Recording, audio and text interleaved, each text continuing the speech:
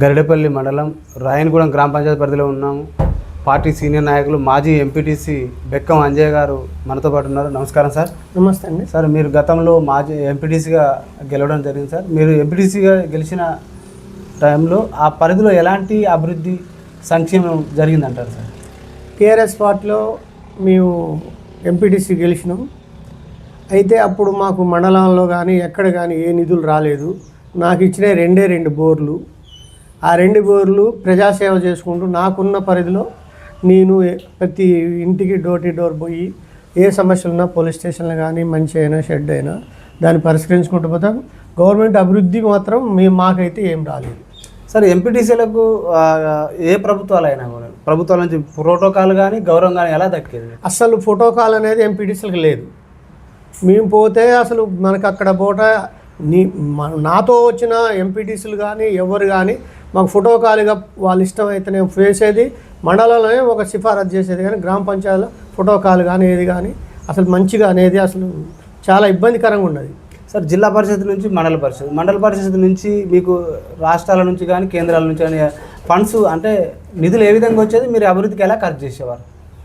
వచ్చిన వాటిని compulsory use చేసుకొని మంచిగా ఏదో విధంగా సైడ్ కాలువలు కానీ సీసీ రోడ్లు కానీ అలాంటివి పోపించింది. తక్కువ వచ్చినాయి. కేంద్ర ప్రభుత్వం నుంచి అంతేదా? కేంద్ర ప్రభుత్వం నుంచి అసలు మా పీరియడ్లో రాలేదు. రాష్ట్ర ప్రభుత్వాల నుంచి మా పీరియడ్లో రాలేదు. గతంలో ప్రకటించిన గౌరవవేతనం దక్కిందా? గౌరవవేతనం ఇచ్చారు. 500 రూపాయలు గౌరవవేతనం ఇచ్చారు సార్. మరి మీరు గత సీనియర్ నాయకులు టీడీపీల నుంచి మీ రాజకీయ ప్రస్థానం మొదలైందంటారు.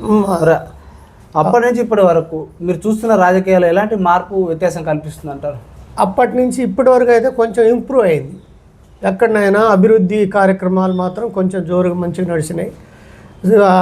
ఎంపీ నిధులు కానీ ఎమ్మెల్యే నిధులు కానీ వచ్చినాయి. సీసీ రోడ్లు కానీ కొంచెం పర్వాలేదు.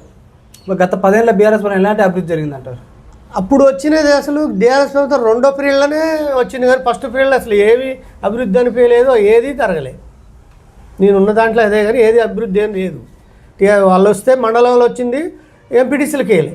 మండలం ఎంపీపీ కాకుండా ఈయన తీసుకుండు మండల పార్టీ ఎంపీపీ మండల పార్టీ ఎంపీపీ అన్ని చేసిండు. కొంచెం వస్తాయి కొద్దిగా. మరి గత సర్పంచాలు ఎలాంటి అభివృద్ధి జరిగింది మన గ్రామంలో? టీఆర్ఎస్ గవర్నమెంట్లో మొన్న సర్పంచ్ మంచిగా వచ్చినాయి నిధులు. మొన్న జరిగినట్లు అసలు ఎన్నడూ కూడా రాలే. కేంద్ర ప్రభుత్వం నుంచి రాష్ట్ర ప్రభుత్వం నుంచి కానీ ప్రతి నిధులు మాత్రం బ్రహ్మాండ. గ్రామ పంచాయతీ మాత్రం సస్యశ్యామలంగా ఎక్కడ పట్టినా ఏది పట్టినా నెంబర్ 1 చేసేది వచ్చినాయి నిధులు. ప్రస్తుత కాంగ్రెస్ పార్టీ ఎలాంటి అభివృద్ధి జరుగుతుందంటారు? ఇప్పుడు 6 గ్యారెంటీలతో 6 గ్యారెంటీలల్లో వాస్తవంగా కొన్ని గ్యారెంటీలు అయితే మైనస్లనే ఉన్నాయి, కొన్ని గ్యారెంటీలు ఇచ్చిర్రు. ఇక ఈ బడ్జెట్ లేదని అది లేదని ఇది లేదని సాధక బాధల వల్ల కొన్ని అయితే అభివృద్ధి పనులు ఏమి పెద్దగా. ఇటీవల ప్రజాపాలన ఇందిరా మిల్లు రేషన్ కార్డులు పేదల నిరుపేదలకు అందుతున్నాయా? ఇందిరా మిల్లు ఇంతవరకు ఇప్పుడు ఇస్తే ఇక ఇందిరా మిల్లు ఇప్పుడే అలాట్ అయినాయి. మండలాలకి ఒకటి దత్త తీసుకుర్రు. ఆ దత్త ఆ ఊళ్ళలోనే జరుగుతున్నాయి. ప్రతి ఊళ్ళో ఇందిరా మిల్లు ఇంతవరకు ఇవ్వలేదు. ఇక నెక్స్ట్ ఇది గ్రామ పంచాయతీ ఎలక్షన్లు అయినాక ఏమన్నా ఇస్తారు సార్. బీసీలకు అంటే ఇప్పుడు 42% బీసీ బిల్లు ఇప్పుడు కాంగ్రెస్ పార్టీ కేంద్రాన్ని పంపింది, అక్కడ ఆగిందంటారు. ఇప్పుడు మొన్న కూడా జీవో తీసుకొచ్చింది నిన్ననే. ఇప్పుడు బీసీలకు 42% ద్వారా న్యాయం జరుగుతుంది అంటారా? ఇప్పుడు న్యాయం జరుగుద్దనే కండి, కొద్ది న్యాయం జరిగితేనే కదా మాకు బీసీలకి న్యాయం అట్లా వస్తేనే కదా న్యాయం జరిగేది. ఎస్సీలకి ఎస్టీలకి ఉన్న వాళ్ళందరినీ తీసుకొచ్చి బీసీలు పెట్టిరు. ఆ బీసీల వల్లేగా మనం రాలేకపోయింది. ఇప్పుడు మా పదవులు కోల్పోయేది అక్కడి నుంచే కదా సార్. ఇప్పుడు వస్తే మేము మంచి జరుగుద్ది అనుకుంటున్నాం సార్. ఇప్పటి వరకు మీరు ఒక పార్టీ సీనియర్ నాయకుడు, మీ రాజకీయ జీవితం ఒక సీనియర్ నాయకుడిగా మీరు కొనసాగుతున్నారు. ఇప్పటి వరకు ఏ పార్టీలు బీసీలకు ఎక్కువ ప్రాధాన్యత ఇచ్చిందంటారు? ఇప్పుడు కాంగ్రెస్ ప్రభుత్వం కొద్దిగా బీసీలకు ఎక్కువ ఇస్తుంది అనేది మేము అనుకుంటున్నాం. గతంలో టీడీపీలో ఉన్నప్పుడు ఎట్లా ఉండే? టీడీపీలో నెంబర్ 1గా అసలు ఇలాంటి సమస్యలు లేవు కదా. ఏ వ్యక్తిని పట్టుకున్నా బీసీ అయినా ఓసీ అయినా పెట్టుకుంటే మనకి నెంబర్ 1గా నడిచింది. ఇప్పుడు రాను కుల పిచ్చిలు ఎక్కువ అయిపోయినాయి. దీనివల్ల మొత్తం బైకాడ్ అవుతుంది, బాగా ఇబ్బంది అవుతుంది. అప్పట్లో ఇంత అటెంప్ట్ లేదు, ఇప్పుడు వచ్చింది బాగా. సార్, గత ప్రభుత్వంలో ధరణి పోవడం వల్ల ఎన్నో ఇబ్బంది పడారు. ఇప్పుడు భూభార చట్టం వచ్చింది, రైతులకు మేలు జరుగుతుంది అంటారు. దానివల్ల ఒకటి లాభం ఉంది, ఒకటి లాస్ ఉందండి. మోసం చేసే వాళ్ళకి ధరణిలో ఎలాంటి లేదు. ఇప్పుడు ప్రతిదీ కూడా ఇక మనం ఫ్రాడ్ చేయడానికి కొద్దిగా ఇబ్బంది ఉంటుంది. వాళ్ళ భూములు వీళ్ళకొచ్చి, వీళ్ళ భూములు వాళ్ళకొచ్చి ధరణిలో నెంబర్ 1గా అది ముద్ర పడితే ఇక వాడు గిలగిల కొట్టుకున్నా అది బయటికి తీసేది లేదు. ధరణిలో వాస్తవాలు ఉంటేనే ధరణి అవుతుంది.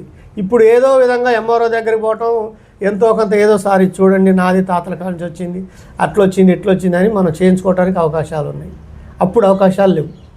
సప్పుడు గంట కూర్చునేవాళ్ళు. ఇప్పుడు వీఆర్ఓ వ్యవస్థ గత ప్రభుత్వం, ఇప్పుడు వ్యవస్థ అదే వ్యవస్థ రాబోతుంది, ఎట్లా ఉంటుంది అంటారు? అది మళ్ళీ ధరణి రాబోతుందని అంటారు. ఈఆర్ఓలు వస్తే కొంత లాభమే. ఎందుకంటే డోర్ ఈఆర్ఓ ఇప్పుడు మండలంలో పోతే ఈఆర్ఓలు వస్తే కొంచెం ఏమందంటే మనకి అవకాశం దగ్గరకు ఉంటారు వాళ్ళు. ప్రతి గ్రామాలలో ఒక మనకు సేవలు ఎక్కువ ఉంటాయి. అప్పుడు పట్టించుకునే వాళ్ళు ఎవరు? ఇప్పుడు ఎంఆర్ఓ కాడికి లెటర్ పెట్టుకోవాలి, వాళ్ళని తీసుకురావాలి, అది తేవాలి. ఇప్పుడు ఈయన కాడిపోతే అసలు శిస్తు కట్టకపోవడం చాలా ప్రమాదం అయిపోయింది. ప్రభుత్వ భూములల్లో ఏదో ఒక సాంప్రద్దతో ఏదో ఒకటి రూపంగా శిస్తు కడితే మన భూమి ఎంతవరకు ఉంది, మన భూమి ఎవరికి పోతుంది, ఇప్పుడు ఎవరికి పోతుంది తెలవటం లేదు.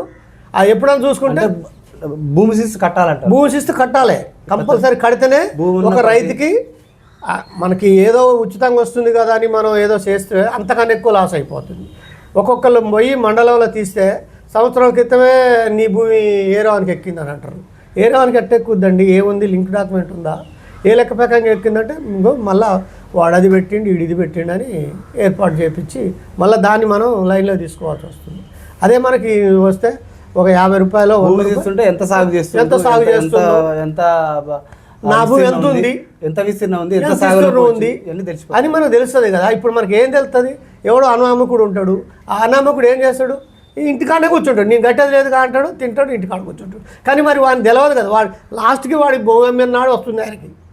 ఆ భూమి అమ్మిన నాడు నా భూమి ఉందా లేదా అనేది వస్తుంది, అప్పుడు రికార్డు తీయాల్సి వస్తుంది. సార్ మీరు ఒక రైతు, రాను రాను ఒకే పంట వేయడం వల్ల కూడా భూసారం తగ్గిపోతున్నది, చాలా తగ్గిపోతుంది. భూసారం తగ్గిపోయి ఎక్కువ పెస్టిసైడ్ వాడుతారు, యూరియా వాడుతారు, అరుగుపిడి వాడుతారు, దీనివల్ల కూడా ఇంకా నిస్సారమైంది భూమి.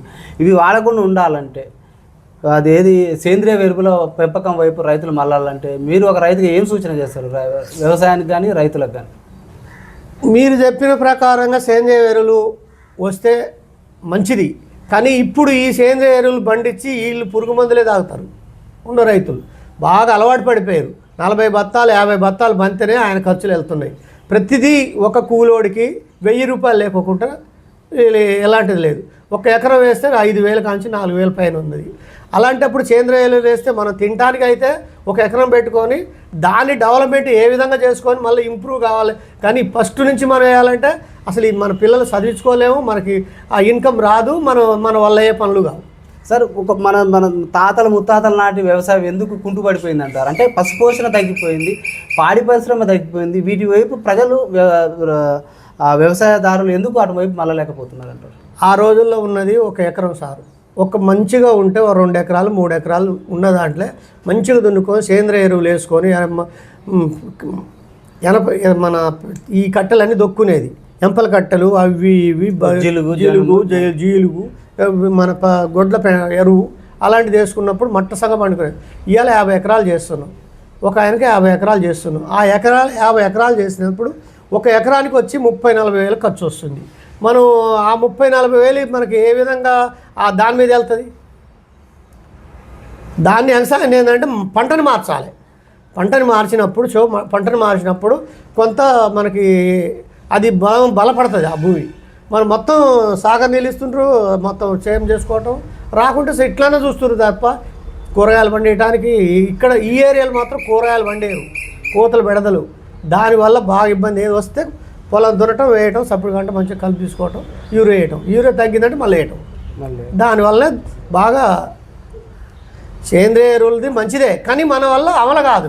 సార్ ఈ సేంద్రియ వ్యవసాయ పద్ధతుల వైపు మళ్ళాలన్నా ఇప్పుడు యాంత్రీకరణ పెరిగింది, ఇప్పుడు అంత సాంకేతిక విప్లవం వచ్చింది వ్యవసాయంలో కూడా.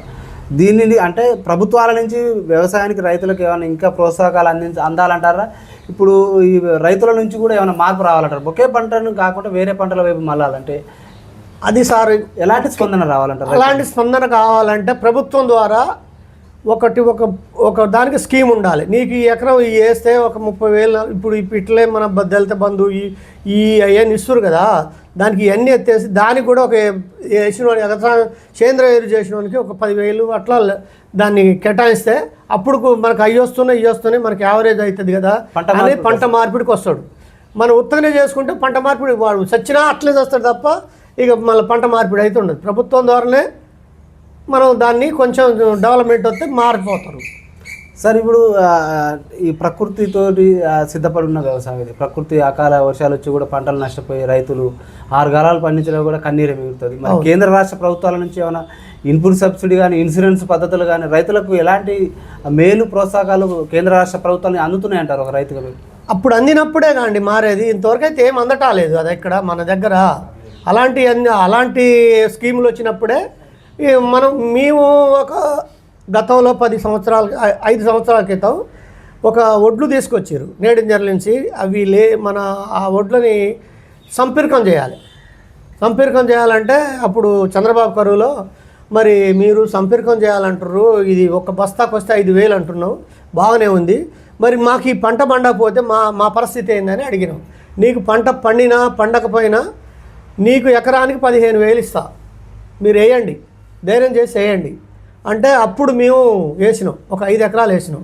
అంటే అందరికన్నా ఎక్కువ పండించిన పంటలు అందరికన్నా ఎక్కువ పండించిన. ఒక్కొక్కళ్ళు 2 బస్తాలు 3 బస్తాలు పండిస్తే నేను 6 బస్తాలు పండించిన. నాకు మన ఎకరానికి 15,000 ఇచ్చిండు. 15,000 ఇవి నాకు యావరేజ్ సరిపోయింది. కొంతమందికి ఇక ఆ 15,000 ఇంకొక 5,000 లెక్క కొన్నారు, వాళ్ళు అన్న ప్రకారం కొన్నారు, కానీ మళ్ళీ అది ఆగిపోయింది. మరి సార్ ఇప్పుడు బాగా కూలీల కొరత సమస్య బాగా వేస్తుంది గ్రామాలలో. కూలీలు దొరకని పరిస్థితి ఏర్పడింది. పనికి ఆహార పథకాన్ని వ్యవసాయానికి అనుసంధానం చేయాలని రైతులు ప్రజలు డిమాండ్ చేస్తున్నారు. ఎట్లా ఉంటుంది? అది 100% కరెక్ట్ అండి. అనుసంధానం చేస్తే మాత్రం 100% కరెక్ట్. ఇప్పుడు కూలీలు పెడదబడి రైతు పడది చాలా స్మూతంగా ఉంటుంది, అది మంచిగా ఉంటుంది. సార్ బాగా ఇప్పుడు పంటల మార్పిడి వేసుకోవాలన్నా, కనీసం ఇంట్లో కూరగాయలు పండించుకోవాలన్నా కూడా కోతుల బెడత బాగుంది అంటున్నారు. కోతుల బెడతతోటి కూడా ఏ చెట్టు వేయలేకపోతున్నాం. కోతులు నివారించాలంటారు. అలాగే కుక్కలు కూడా బాగా పెరిగిపోయినాయి అంటారు. కుక్కలు అసలు మనుషులనే చంపుతున్నాయి సార్. దానివల్ల చాలా మంది ప్రాణాలు పోతున్నాయి. మొన్న మా బాబు గాబు కాడికి పోతే ఒక 5 కుక్కలు ఎంట పడ్డాయి, చిన్న పిల్లగాడంట. నేను సమయానికి ఆడు ఉండబట్టి కర్ర తీసుకొని కొడితే అవి వెళ్ళిపోయినాయి. వాటికి ఏమైనా కుక్కలకి చంపటమే, మనకేం వాటికి తెలియదు కదా, ఆ కసి మీద వస్తాయి. ఆ కుక్కల్ని సాదుకునే వాళ్ళే ఉంటే 1-2 ఏమైనా ఉంచుకోవాలి తప్ప ఇలాంటి ఊరి మీద ఈ కుక్కలన్నీ ఉంటే మాత్రం అసలు అందరికి చాలా మంది కడిచి పిచ్చిలేసిపోతారు. సార్ ఈ బెల్ట్ షాపుల వల్ల కూడా బాగా ప్రజలు ఇబ్బంది పడుతున్నారు. తాగుడు పని ఎన్నో కుటుంబాలు ఆగమైపోతున్నాయి. ఏ ప్రభుత్వాలు కూడా దాన్ని నియంత్రణ చేయలేకపోతున్నాయి. ఒక పార్టీ సీనియర్ నాయకులు రైతుగా మీరు ఏం చెప్తారు సార్? బెల్ట్ షాపుల వల్ల చాలా వరకు నష్టపోతున్నాం సార్, కరెక్టే. కానీ ఈ తాగే వాళ్ళు ఈడ కాదు ఇంకొక ఆడ తాగుతారు. ఈ బెల్ట్ షాప్ అందుబాటులో లేకపోతే కొంత తగ్గుద్ది. అయితే ఆయన ఏం చేస్తాడు, వస్తాడు చూస్తాడు, లేకుంటే చప్పుడు గంట ఏదో విధంగా అన్నం తిని పండుకుంటాడు. అది బెల్ట్ షాప్ కాడికి పోయి నైట్ 10 దాకా ఆ 1000 రూపాయలు కూలి చేసుకొచ్చుకొని ఆడనే ఆ పిచ్చి కోటలు తాగి, ముసలోని కోటలు, ఈ పిచ్చి కోటలు తాగి ఆరోగ్యం చాలా ఖరాబ్ అవుతుంది. దానివల్ల మాత్రం చాలా నష్టం. సార్ త్వరలో స్థానిక ఎన్నికలు రాబోతున్నాయి సార్. ఎన్నికలు ఏదైనా కూడా ప్రలోభాల పర్వం ముందుకు తెర మీదకి వస్తుంది. ఓటర్లను రాజకీయ పార్టీలు ప్రలోభాలకు గురి చేస్తున్నారు, మద్యమో డబ్బు ఇచ్చి చేస్తున్నారు. ఇలాంటి వ్యవస్థ నుంచి బయటపడాలంటే ప్రజల్లో చైతన్యం రావాలంటారా, పార్టీలో మార్పు రావాలంటారా? ఫస్ట్ పాయింట్ సార్, మనకున్న దాంట్లో మీ అందరికీ కూడా ఫస్ట్ డబ్బు. ఈ డబ్బును నివారిస్తే ఎలక్షన్ అనేది సజాయంగా ఉంటుంది, నీతికి గెలుస్తుంది. ఇప్పుడు మనకి ఒక ఓటు కాడికి పోతే ఈ ఓటు మనకు కాదు అనుకుంటే 5,000 రూపాయలు కూడా కొనేస్తుండ్రు. మళ్ళీ అదేవిధంగా ఫ్రాడ్ చేస్తుంది. ప్రజాప్రతినిధులు అదేవిధంగా ఫ్రాడ్ చేస్తుంది. అలాంటిది రాకుండా ఉండాలంటే మనం కూడా దానికి ప్రభుత్వమే డబ్బులు పంపిస్తున్నాయి. ప్రభుత్వం ఈడెందుకు ఎట్లా ఊకుంటాడు? ఏదైనా ప్రజాప్రతినిధి కావాలి కదా. బరిలో మనం పోటీలో ఉన్నాం. ఏదో విధంగా ఫందాలో ఏదో ఒక తెలివితేటలతో గెలుచుకోవాలి. ఆయనకున్న మైనస్ పార్టీలు కూడా గ్రామం లెవెల్లో వచ్చినప్పుడు ఏ పార్టీకి కూడా వ్యక్తిని చూసి ఓటేస్తారు. గ్రామ సర్పంచ్కి, మండలంలో పోతే పార్టీకి పోతుంది, ఇంకా ఎమ్మెల్యే పోతే ఇక దాని పెద్దగా ఇక మనం కేడరే దాన్ని చేసి ప్రోత్సహించి క్యాన్వాస్ చేసుకొని గెలిపించుకుంటాం. సార్ ఫైనల్గా మీ గ్రామ ప్రజలకు, మీ గ్రామ ఓటర్లకు ఏం చెప్తారు? మీ రాయనగూడ ప్రజలకు ఎలాంటి వ్యక్తిని ఎన్నుకోవాలంటారు? మా గ్రామ రాయనగూడెం అయినా కీతవరగూడ అయినా మండల పార్టీలో ఏ ఊరైనా సరే అండి, ఆ ప్రజలందరికీ తెలుసు ఆ వ్యక్తి గురించి. మన ఒక్క ఊరే కాదు, ఒక ఊళ్ళే ఒక వ్యక్తి బయటికి వెళ్ళిందంటే ఆయన నిజ స్వరూపము, ఆయనలో ఉన్న తత్వం, ఆయన ఉన్న దాంట్లో అందరికీ తెలుసు. దాన్ని బట్టి మళ్ళీ ఇంకో ఏదో విధంగా లొంగ తీసుకోవడానికి ప్రయత్నం చేస్తారు. నీతిపరులైన వాళ్ళు ఉన్నారు, చేస్తారు. అయితే ఇప్పుడున్న మార్పులో అసలు ఇంకా ఒకటి ఏంటంటే, ప్రజలు కూడా డబ్బులు తీసుకోవడానికి వెనకాడతాలేదు. ఎందుకండి అని అంటే, ఎమ్మెల్యేస్ అంటే వాళ్ళే ఆ విధంగా చేస్తుండు, మేము తీసుకుంటే ఉంది. పైన ఉన్న వ్యవస్థలనే ఒక ఎమ్మెల్యేకి ఒక 50 కోట్లు 30 కోట్లు అనేది టీవీలలో డంకాపదంగా చెప్తున్నాయి. ఆ విధంగా జనాలలో పుర్రెల్లో పొచ్చకపోతున్నాయి.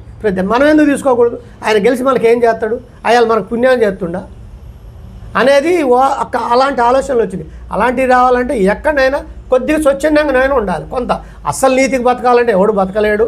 ఆ పెట్టిన ఖర్చులు అంతో కింత చేసుకుంటూ ఆ కమిషన్ల ద్వారా, కానీ అసలే చేయకుండానే బిల్లులు పెట్టుకునే వాళ్ళు దాన్ని నివారించాలనేది మా కోరిక. ఓకే సార్, ధన్యవాదాలు సార్. Thank you sir. చూస్తూనే ఉండండి మీ తెలుగు టీవీ.